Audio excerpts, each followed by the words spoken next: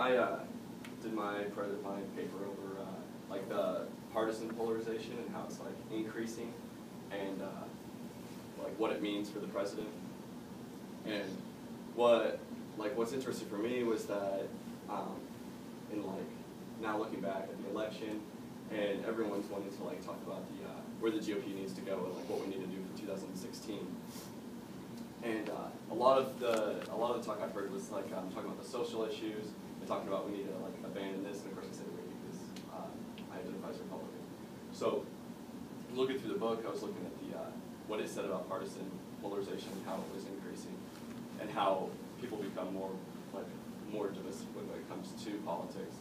So throughout the research, I was finding that what I was trying to figure out what's causing all this partisan division, and it's so hard to like narrow it down. And I think it's the speed of communications faster. So then all of the things that have always been there for partisan is moving faster. People like we talk about the echo chamber, and people talk to only people like themselves more often. People can talk like they can communicate with each other like that. They can choose which media they want to get their news from, and they get it from online now too instead of just networks. So it's even more partisan. But I mean, I can't narrow it down. It's hard to find research for that. But what I really wanted to answer was: are we finding that the partisan like division in Washington and in politics is creating the public to be more partisan, or is the public more partisan, and that's creating politics to be more partisan? And of course, it's like highly debated, and there's not really a consistency or like conciseness like between political doctor PhDs. But what I did look at was that the research I did, and I found that a research argument surveyed people, and they were looking at like different groups, but they tried to break it down. So it was like they would interview one sector of a religious set of religious I forget what it was, religious conservatives and then religious liberals. That's what it was. And they found that like there wasn't a difference there, and they're looking at like these like middle income, and they're looking at like that like it was not like black and whites are voting differently, or like the issues maybe they're voting differently, but maybe the issues really aren't that much that different. But what they did find is the biggest gap between people's issues, what they care about, was their party alignment. Pretty much when you broke it down to anything else, people together, all the issues were the same. But whenever they divided up the parties, like it was the issues that were the difference. So what I found throughout the other research that I did was that it really looks like that in some instances, in some like isolated areas where you might get a governor that's of a different like major political party in your area, that they can be pretty moderate, and a lot of the times they'll get more of that. You'll get more governors that's a different political party at the time. They'll work together, but there's no reward for being bipartisan, because whenever you break the data down, you find that by being more partisan and not working with the other party, you actually garner more support from your own party identifiers than you lose from the opposite party. So what my paper basically went on to show was that we're going to have more partisan division, and to be able to separate yourself from the rest of the party and garner like national stage to be able to run as president, you're going to have to even be more partisan than the people you're around, the people in your party. So that's why we find that the people that are leaders of the party are like the highest polarized individuals in the party. We can even talk about Mitt Romney being a leader that was like pretty moderate. But when you look at the data in Massachusetts, he wasn't someone that like garnered a lot of Democrat support. In fact, he was pretty polarized. Same thing with the Democrat Party when you look at the top leaders. And it makes sense whenever you think about having to run in the primary race. So basically, in a nutshell, to be able to be a president, you have to be polarized. And so when we get past that, we have to look at like re-election. You would think that after you get that, you can like be more moderate. You can work with the other party, but it doesn't work that way, because when you look at the most unpolarized presidents in recent history, which would be Jimmy Carter and H.W. Bush, I don't think I have to explain that. Whenever you're not partisan, you lose re-election. And it just makes sense with the data I told you earlier. You don't lose enough of the opposite constituents to like make up for the amount that you gain in your party to garner support for your own re-election efforts. So moving forward, basically look at history was or look at the future. I guess what my favorite was saying that we're gonna have more partisan, not just at the president level, but underneath with the leaders. So we're gonna have more gridlock and less working together, which to some people might be a good thing to hear, but that's pretty much all I got. My question is, in regards to the past election in 2012 and going into the fiscal cliff scenario, that a lot of Republicans particularly who are seemingly more polarized or more towards the right with Tea Party activists are being punished by the established leaders in the House for being as divisive as they are. For instance, Yule's Camp was removed from the Agriculture Committee, the House Agriculture Committee, because he's not as willing to negotiate and be a part of Boehner's plan. Do you think that that will have a change in the atmosphere that once the fiscal cliff situation is dealt with or passed, that bipartisan, the desire for bipartisan cooperation will last, or is it only for this issue? I think it's a different issue, really.